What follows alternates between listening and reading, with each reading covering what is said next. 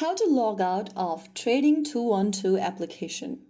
Hi everyone, welcome back to another video from Trading for Beginners.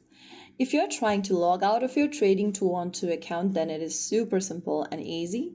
First of all, launch open Trading 212 app on your device, and once you're inside this main home page, if you want to log out of your account, go find the menu button. The three horizontal menu buttons at the bottom right corner, tap on that. And once you're inside this page, go ahead and tap on this little exit kind of icon.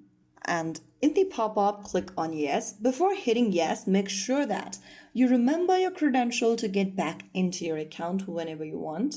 Or if you are sure you'd like to log out of the account, click on yes and you'll be redirected to the login page. You have successfully logged out or signed out of Trading 212 application, whether you are using a smartphone or a tablet. The steps are similar. If you found the video helpful, don't forget to like, share, and subscribe to our channel. I will see you again in the next video. Thank you for watching.